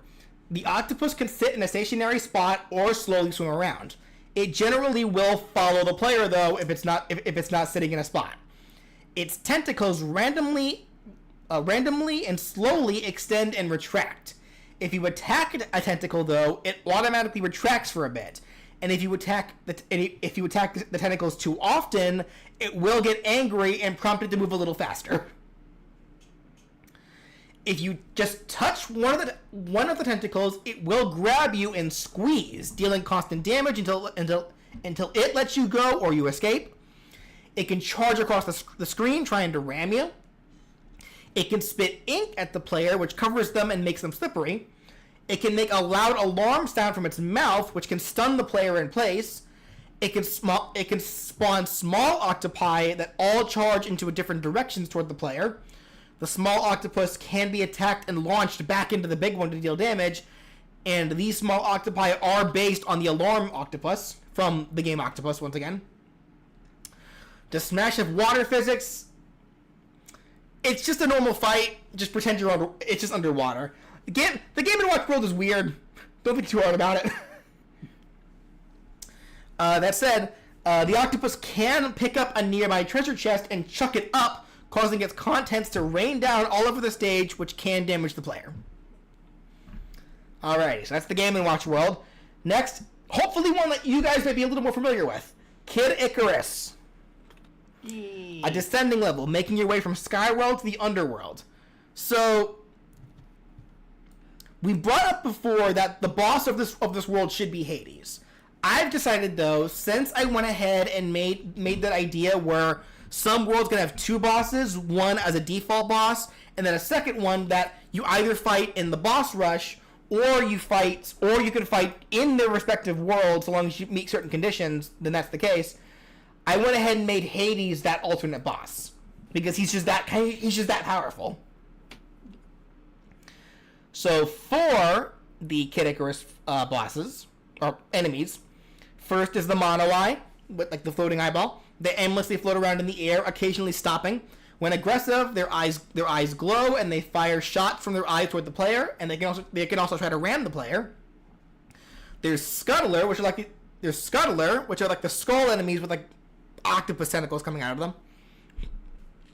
Walk around scouting the area. When aggressive, it'll chase the player and try to smack them with its bone club.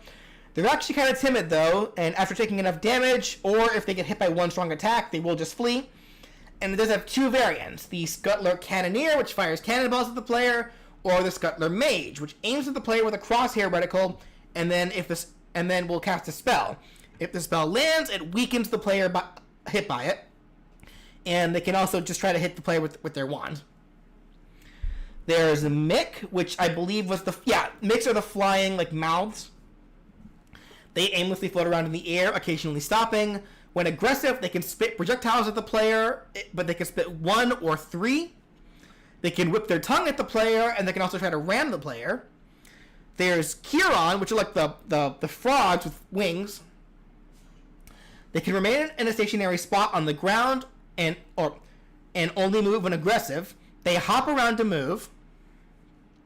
They can fly around in the air kind of aimlessly. They can randomly fall from the sky. When aggressive, they can hop toward the player and try to ram them.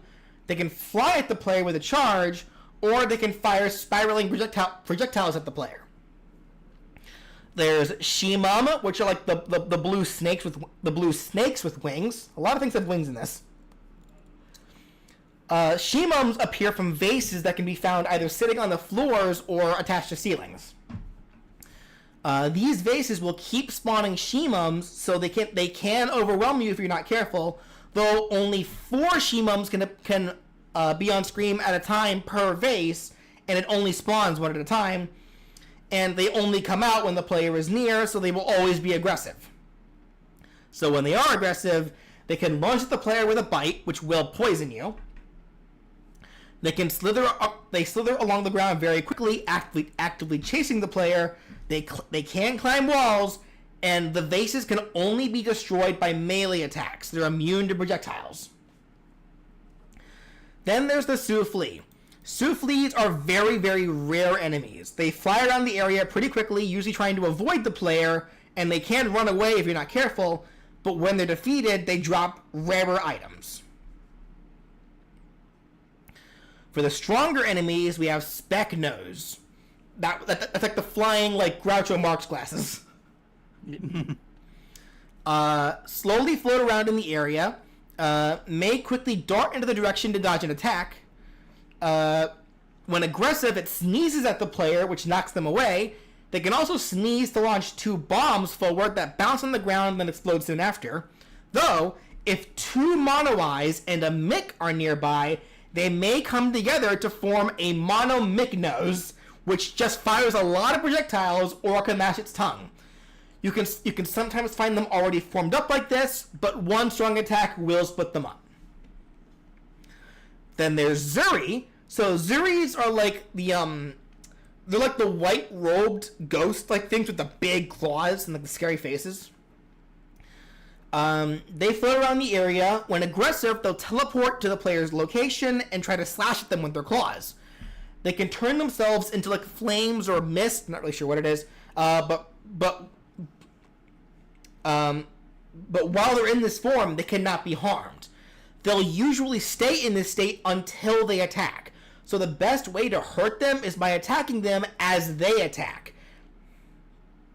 And since they can only be hurt while in their physical forms. They're also immune to flinching from weaker attacks. Then there's the iconic Eggplant Wizard. They walk around patrolling the area. They can strafe forward and backward. They can teleport.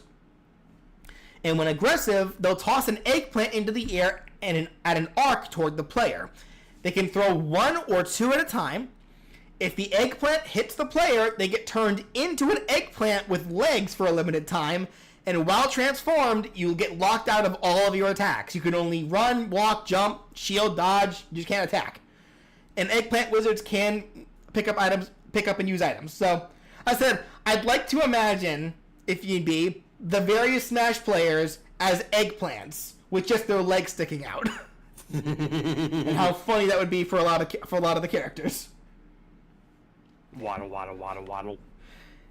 And then for the final strong enemy in Kid Icarus, it's the ever dreadful Mimikyu. These enemies are disguised as treasure chests. When the player gets too close, they grow legs and become very aggressive. They perform kick attacks. They can do a rapid flurry of kicks, or they can do a backflip kick to kick you into the air.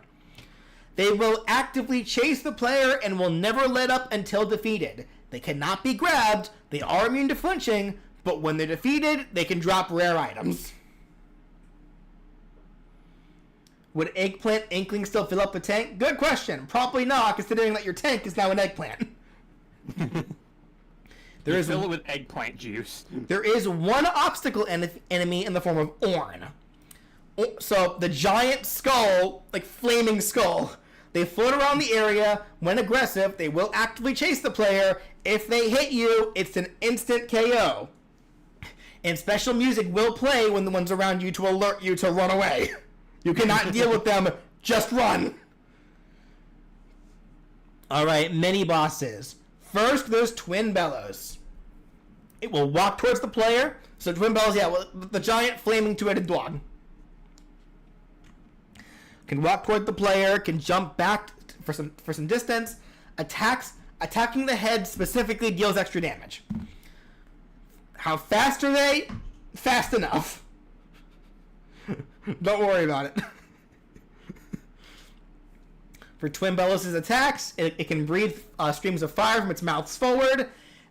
Sometimes it can also slowly angle its heads into separate directions as they each breathe fire to breathe 2 streams in different directions.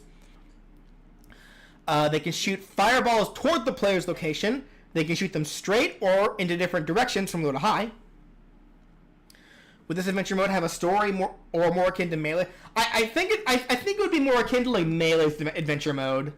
Like there could be like some cutscenes for like introducing bosses or whatever, but like it's more akin to Melee. Let's see. Twin Bellows can sweep its claws laterally across the ground. It can do a 180-degree spin to swing its tail around its body as it turns, and using this move actually will turn it around. It can do a large roar, flaring up the flames on its body, and being too close to these flames will knock you away. Then it can lunge forward to slide across the ground, striking with its claws as it slides. If it hits a wall during this lunge, it'll catch itself and jump off that wall to lunge back into the other direction. It can do this for a while, but eventually it may mess up and crash into a wall and fall to the ground, leaving it vulnerable.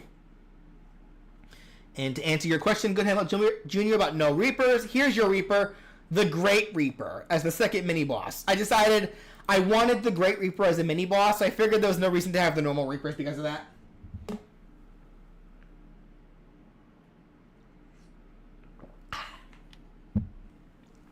So the Great Reaper, it moves toward the player with large struts, stomping the ground with each step, and being too close to its feet as it walks does deal damage. Its body takes reduced damage, but its head and toes take normal damage. Dealing enough damage to its head will make it reel back for a second, making it vulnerable, and doing this may also cancel some of its attacks.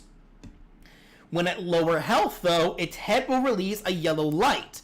And then the head will take extra damage while in this state. That said, though, getting hit by any of its scythe-related attacks when your damage is over 100% will automatically KO you. Don't get reaped. For its attacks, if the player was on the ground, it'll try to stop them with a foot, and it may do 2 stomps in a row with each foot. If the player is in the air, it'll sweep its scythe into the player's location. It can also use its scythe to fire a large crescent beam toward the player, and it can fire up to 3 beams if need be. It can start spinning while holding its scythe out. It can be stationary or slightly move while spinning. It can jump into the air, then crash down to smash the ground. It can do this up to 3 times, can do this in place or move around the area while jumping. Landing causes a short-range shockwave that deals sour spot damage to the player. And being underneath the Great Reaper while it falls will meteor smash the player, and if they were on the ground when smashed, they will be buried. Then lastly, the Great Reaper can fire a death ray from its eyes toward the player, and if this lands, it'll summon 4 Reapettes that will...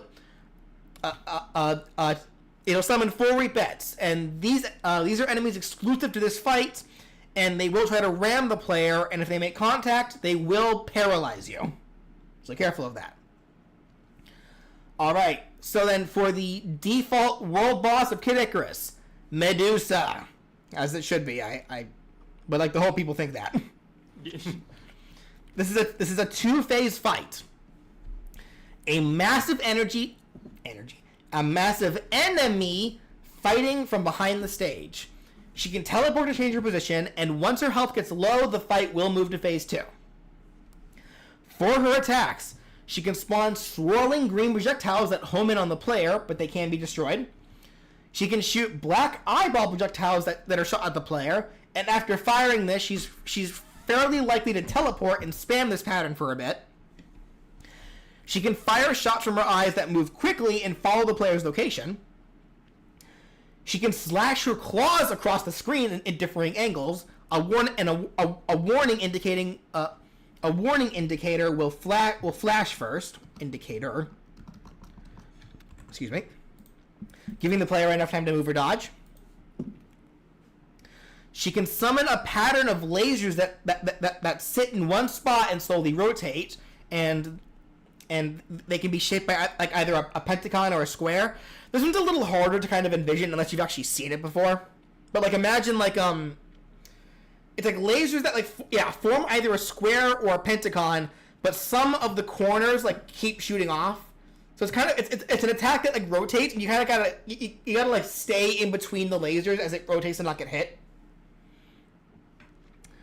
She can smash the stage with her fist, trying to crush the player. The player getting hit by this will be buried, and this also causes debris to fall from the ceiling. She can spawn floating mines that sit in a spot, and they automatically explode after a set time or when the player touches them. She can hold out her hand, opening a mouth in her palm that releases a poisonous mist. This mist deals constant damage to players within it, and it covers a wide but limited area on the screen. Then, one of the snakes on her head can elongate, stretching toward the player and ricocheting into a new direction when it hits the stage or the edge of the screen. Once it reaches its max distance, it will stop and then retract back. This idea was kind of inspired by Thanatos, or I guess Thanatos in the original NES game. But when she's at lower health, she can do 2 or 3 snakes at a time with this move. So, like, I guess the best way to imagine the snake elongating move, for anyone that watches One Piece, that one attack that Luffy has, where his fist, like, flies all over the screen, kind of imagine that. And then her last move, she can point her finger and shoot red lightning from it, and getting hit by this turns the player to stone for a limited amount of time. She's Medusa. She should probably do that. Phase 2. Her head transforms into a more monstrous form and detaches from her body. She now floats around the air erratically, usually chasing you. For her attacks, she shoots projectiles from the snakes in her hair shoot projectiles from their mouths. This attack is used a lot, with each snake head firing independently from one another, so there's no real pattern to it, so be ready for some bullet hell. She spits slow-moving poisonous skulls that travel across the screen toward the player's location. She fires a screen-long beam from her eye, aiming at the player's location, and as the beam dissipates, 3 projectiles fly out of it toward the player. The snakes on her head may attempt to snap at you if you get too close. She can simply charge across the screen to try to ram you, and she can fire a wide lightning blast from her eye, which will turn all players hit by it to stone for a limited amount of time. So the floating Gorgon head form is a lot harder to deal with, but she only becomes this when she's at low health. So even though it's, hard to deal with, you will not have to deal with it for long, as long as you can deal with it in time. So that said, I should also go over this. So Medusa is the default Kid Icarus boss, but the alternative one is Hades. And I went ahead and put Hades down here under. So Hades, if you don't fight him in the Kid Icarus world, he'd be a part of a boss gauntlet. Hades is a 3-phase fight. During the entire fight, he either trash talks the player, usually talking about the character being played specifically, though he will occasionally badmouth the actual player as well. It's like, oh, you thought you could get away from me, did you? Because that's just Hades for you, I guess. Yeah. Phase 1, he's a massive enemy who fights from behind the arena, so like Medusa in that sense. When enough damage is done, he'll start inhaling the player, which cannot be avoided, and this will start Phase 2. But during Phase 1, for the attacks, he can start rapid punching into a spot on the screen, aiming for the player. He can clap his hands together with the altitude depending on the player's location. He can fire small projectiles or lasers from anywhere on his body, and he does this very often. He covers himself with his cape to summon small projectiles that fly at the player. Then when he uncovers, more projectiles appear that follow the player. And while covered by his cape, he takes reduced damage from attacks. He can back up, then fire a powerful dark laser beam that moves longitudinally across the screen from low to high. He can punch the ground to try to smash the player. This causes a shockwave that goes upward, but his fist can occasionally get stuck in the ground, which will leave him vulnerable for a bit. He can lift his palms up to create a vortex that pulls the player towards it. This pulls the this little redundant. It can be resisted by running away from it. If pulled in, though, Hades will crush the player in his fist, then volleyball spike them into the stage. During this, though, Hades will fire small pot shots projectiles from his eye at the player to distract them. but you can also shoot projectiles at the vortex to destroy it faster. He can also create and summon enemies to the stage because he is the ruler of the underworld. He can just create enemies if he wants to. That's his thing. All right, phase 2. So once phase 2 starts, he inhales you, and it takes place inside of Hades' body. You'll find his heart, and you must deal enough damage to the heart to move on to phase 3. The only attacks that happen during phase 2 is if you deal enough damage to the heart to make it angry, it'll start running around back and forth wildly trying to ram you. It can create a fake of itself to distract the player, and random fire beams may travel across the screen horizontally at different altitudes. So then, for phase 3, after destroying his heart, Hades' body explodes, releasing you, but he quickly reforms into his new battle body. So he takes on the appearance that we see like at the very end of Kid Icarus, right before you destroy it, with like the flaming blue head and like the new legs and like the different a whole new body with like even like the drill is, which I don't think I added an attack for the drill yet. I'll have to do that anyway. So in this new form, he can use all of his prior moves plus new ones. For his new moves, he can fire two types of destructible orb projectiles from his hands. He can shoot blue ones that will explode if they aren't destroyed, and purple ones that will explode immediately if they are destroyed, but will peter out otherwise. He can create shields around random parts of his body that cannot be passed through, and some of these shields will also shoot projectiles. He can fire beams from the palms of his hands that slowly travel across the screen, and he can also summon a huge barrage of homing needles that all rain down around the screen. So Hades loves shooting at you.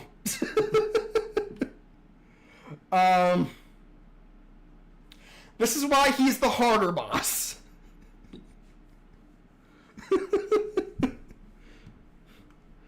All right.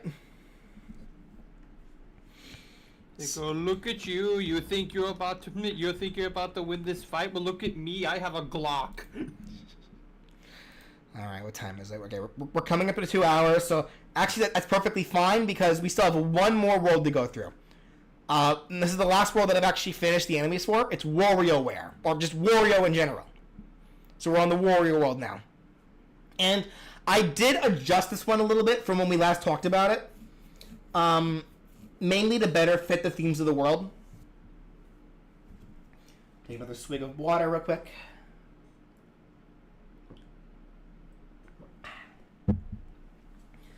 Alrighty. For the Wario stuff. First enemies are the Magons from Wario World. Like the weird like little orange T-Rexy dudes with the big arms. They walk forward, will turn walls and ledges. When aggressive, they constantly walk toward the player. They try to swipe at the player with their claws. They can also bite the player. They may also try to taunt the player with small roars. Though they can also get scared and run away if they see other enemies getting KO'd. And these guys are only found in the jungle area. So I guess to give a quick context for the Wario world, Wario's world is theater on treasure hunting. So it first takes place in jungle ruins that leads up to a pyramid temple. And the jungle ruins are a left to right stage, but the pyramid temple is maze-like. And this does have a collectible that you can get 100 of to get an extra stock, and that's golden coins as well. It's like the enemies just run away after you KO enough. It's like, I know, guys, this guy's really good. Next is Get out of here. Next is Cractal. These are like the purple pterodactyl dudes. They constantly fly forward, will turn at walls and ledges. When aggressive, they constantly fly toward the player. They can pick the player up. They can pick up the player and fly up. Then we'll try to pile drive the player. Mashing buttons will let you escape, though. And sometimes, some of them might be found holding bombs that they can drop onto the player, and these bombs will only explode after a short time. And these are also only found in the jungle area. Next is the pirate gooms. This is where this is where we're going to start getting into the Black Sugar Gang. So the Black Sugar Gang is Captain Syrup's pirate crew. So a lot of the enemies in this world are from the Black Sugar Gang. So the Pirate Goom, these are like Goombas with hands that hold spears. They constantly walk forward. They will turn around at ledges, but walk off of ledges. When aggressive, they charge toward the player with their spear. If you jump on them, they fall upside down, leaving them vulnerable. Excuse me. While upside down, you actually can pick them up like items and throw them. They bounce a lot when thrown, but they will get back up eventually if left alone. And they have two variants. One variant is a pirate goom with a trident, so the trident goom. And they deal slightly more damage than normal ones, but they're still the same, pretty much. And then there's the Yarikuri Obake. So these are ghost pirate gooms, and that's kind of all they are. So they behave the same, but now they can fly around in the air, and they can also pass through walls, and that's it. Next is Pecan. So these are like pelican dudes. They walk around or are floating on water, patrolling the area. When aggressive, they spit mines from their beaks toward the player. These mines automatically explode after a few seconds, and the mines can also hurt other enemies when they explode. But they can also spit spiky fish at an arc forward. But if you step on their head while they float on the water, they fall unconscious and just start floating upside down, becoming temporary platforms in the water until they wake up. Next is Goboten. So Goboten is like a sea. It's like a seal. Yeah, they're seal enemies, and they hold harpoon guns. They slowly move around on land, patrolling the area. But if they're in the water, they swim around. They can swim around quickly. When aggressive, they aim and fire their harpoon guns at the player. When close, they'll try to stab the player with their harpoon guns. They generally try to keep their distance if possible, and they can pick up and throw items. And lastly, there's the bee fly. So originally we did what was it called? We originally had the idea of having the coin coffer, I think it's called, coin coffer originally, which was a Mario enemy that drops coins whenever you kill it, which made sense until I did research and realized, oh wait a minute, bee fly is the same thing.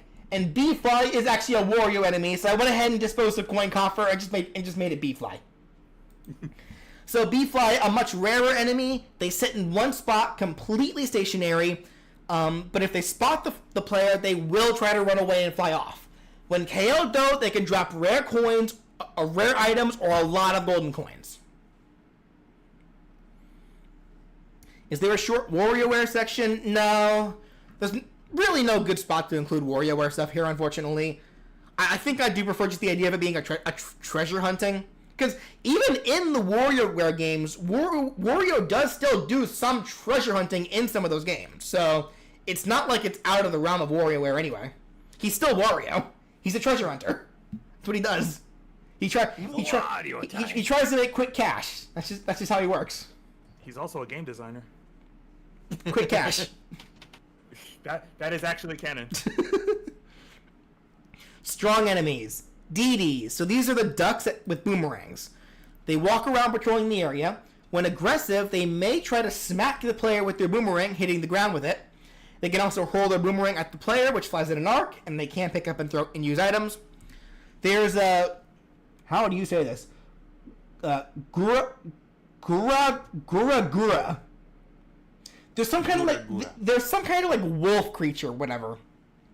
They walk around patrolling the area. Never mind, these aren't the wolf creatures, these are the mole creatures. The wolf creatures are next. They have like weird names, so... Yeah, so these are the mole creatures. So they walk around patrolling the area. When aggressive, they chase the player while spinning their flail in the air. Just touching the flail hurts. They may occasionally stop to throw their flail forward, then pull it back.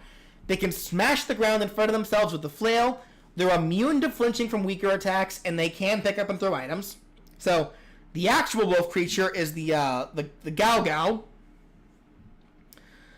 They walk around patrolling the area. When aggressive, they throw knives at the player. These knives will also stick into walls, which can be stepped on like platforms. If too close, they may try to shank the player. and they deal more damage if they attack from behind, so don't let them do that. They can also throw exploding bottles at the player in an arc, and some of these creatures can also be found in holes or windows in the wall, and these guys will throw knives and bottles at the player when they get too close. They also like to taunt the player quite often. They're immune to flinching and weaker attacks, and they can also pick up and use items. And lastly, it's everyone's fan favorite, the penguins. These sit on a stationary perch or can walk back and forth patrolling the area.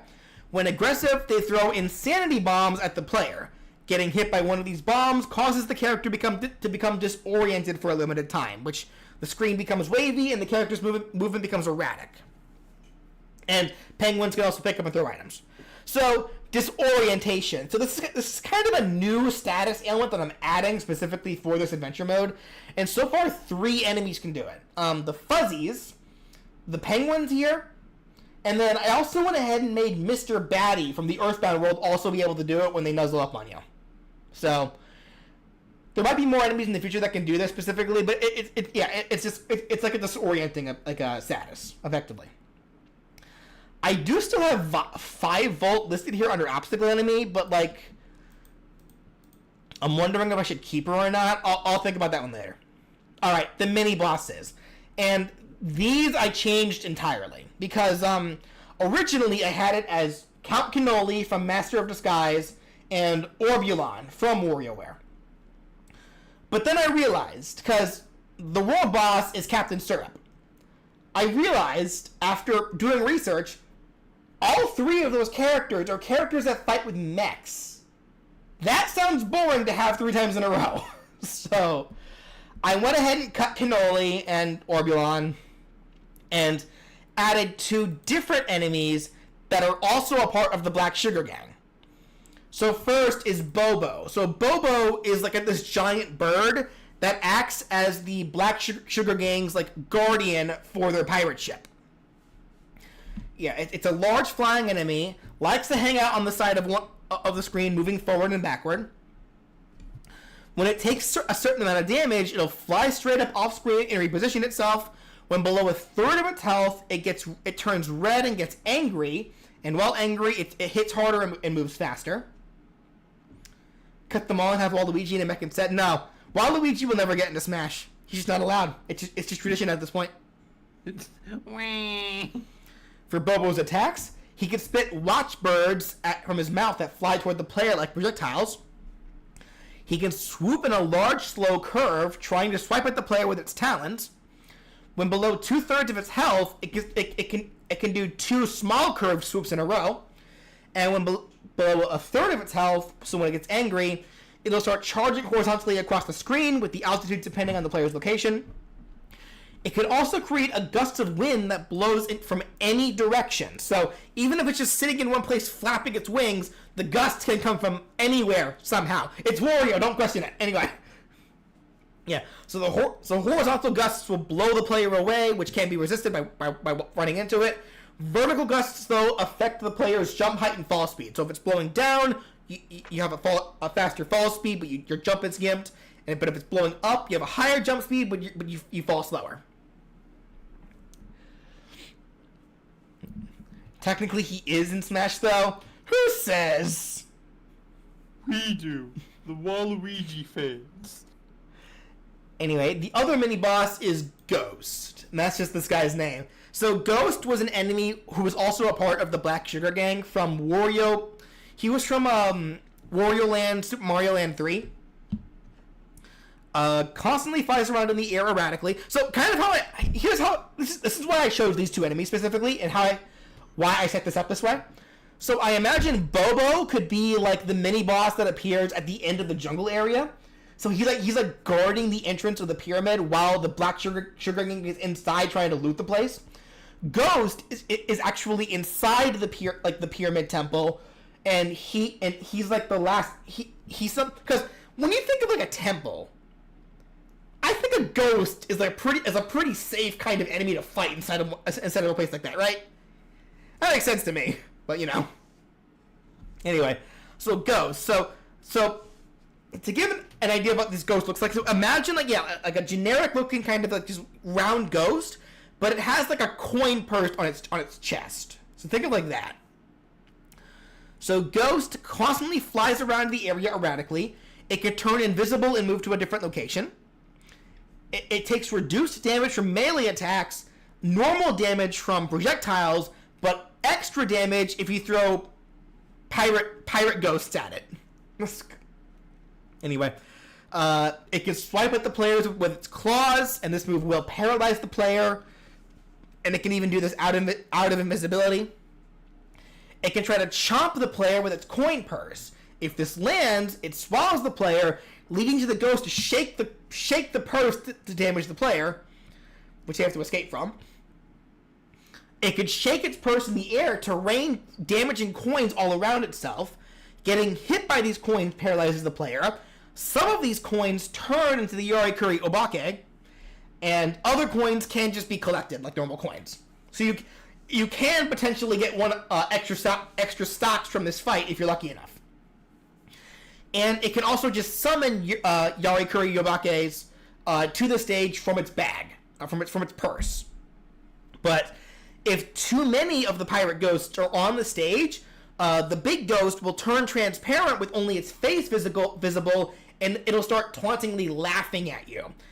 You cannot hurt it while it's like this, and it will only turn back to normal once you KO all of the other pirate ghosts. So you never want to let too many pirate ghosts just stay on stage for too long. You want to make sure you get rid of them as they appear. And the most ideal way to do that is by stepping on their heads to stun them, pick them up like items, and throw them at the ghost, because that deals more damage to them. So that's the strategy here. And, you know, those ghosts are laughing at you. You don't want them to keep doing that. That's rude. Yeah. Alright. The world boss. Captain Syrup and her mech. So for this fight, she has a new, unique kind of mech that has functions of all of her past mechs plus new ones. Because Captain Syrup has a lot of mechs. Like, the first time you ever fight her, she uses a genie. But then Wario takes that lamp, so she no longer has that genie. So from then on out, whenever you do fight her, she uses mechs.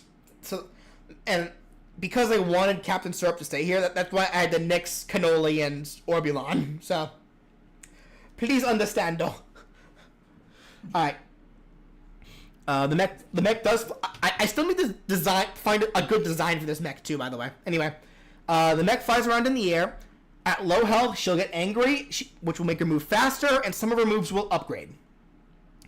The mech can drop Black Sugar Gang enemies to the arena, and it can occasionally also drop bombs with feet that chase the player and explode after a set amount of time or on contact.